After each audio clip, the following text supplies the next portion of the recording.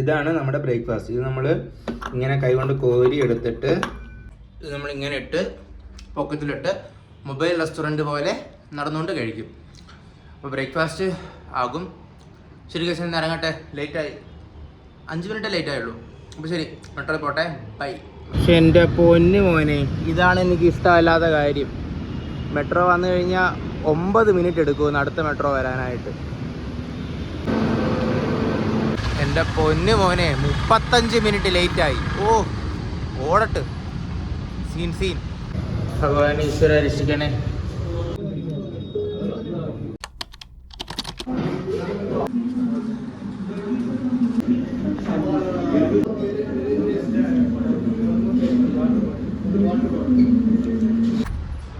അതെന്താ സംഭവം എന്ന് വെച്ചാൽ എൻ്റെ ആ നല്ലവനായ മാനേജർ പറഞ്ഞു, വാടാ കാർത്തിക്, ഏപ്രിൽ 1 അല്ലേ, നിനക്ക് കൊണ്ടുപോയി കുറച്ച് ചോറും മീനും മേടിച്ച് തരാമെന്ന് പറഞ്ഞു. എന്നിട്ട് ചോദിച്ചു, നോൺ വെജൊക്കെ കഴിക്കുമല്ലോ അല്ലേ? ഞാൻ പറഞ്ഞു ആ പിന്നെ.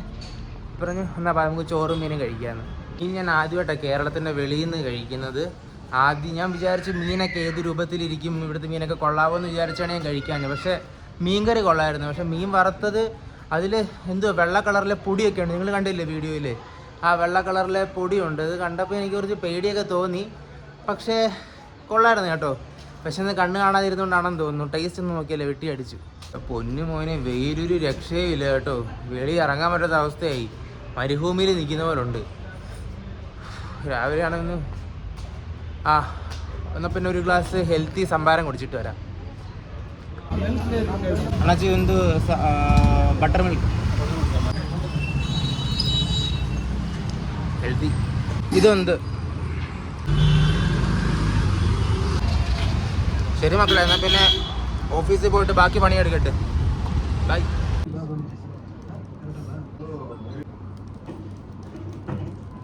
ഒരു ചായ കുടിച്ചിട്ട് വരാം. മക്കളെ, അങ്ങ് ദൂരെ ക്രിക്കറ്റ് അല്ലേടാ അവന്മാർ കളിക്കുന്നത്? അതേടാ, ക്രിക്കറ്റ് തന്നെ. ഇന്നേക്കൊരു പൊടി.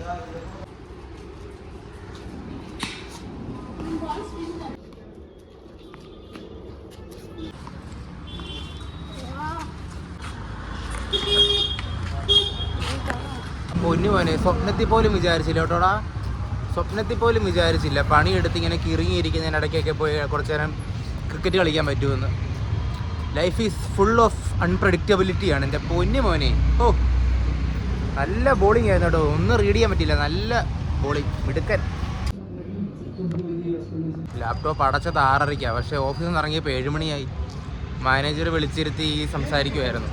പിന്നെ അയാളൊരു നല്ല മനുഷ്യനായതുകൊണ്ടും ഉച്ചയ്ക്ക് എനിക്ക് ചോറും മീനും മേടിച്ച് തന്നതുകൊണ്ടും ഞാൻ പിന്നെ ക്ഷമയോടെ ഇരുന്ന് അങ്ങേരുടെ സംസാരം കേട്ടു. ഇറങ്ങി.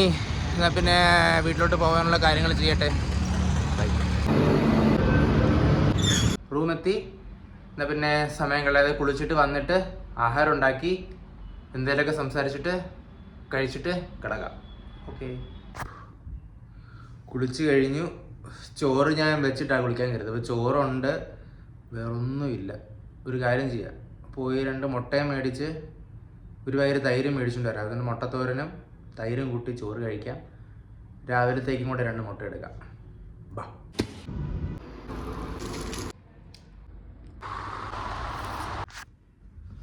അപ്പം കഴിച്ചു കഴിഞ്ഞു. പിന്നെ കിടക്കട്ടെ. ഞാനിന്ന് നമ്മുടെ കളിക്കാൻ പോയപ്പോൾ എനിക്ക് ഓർമ്മ വന്നത് എന്താണെന്ന് വെച്ചാൽ, പണ്ട് സ്കൂളിൽ പഠിക്കാൻ നേരത്ത് ഇതേപോലെയായിരുന്നു. ക്ലാസ് കട്ട് ചെയ്ത് കളിക്കാൻ പോകുമായിരുന്നു. പണി കിട്ടിയപ്പോൾ വേണ്ട, പണി കട്ട് ചെയ്ത് കളിക്കാൻ പോകുന്നു. ഫുള്ള് കട്ടാണ്. ഇങ്ങനെ അങ്ങ് കട്ടടിച്ച് ചെയ്യുന്നതിൻ്റെ സുഖം അത് വേറെയാണ്. അപ്പോൾ ശരി, ഇന്ന് ഇത്രയേ ഉള്ളൂ. നാളെ കാണാം. എല്ലാവർക്കും സുഖം എന്ന് വിചാരിക്കുന്നു. Good night, by.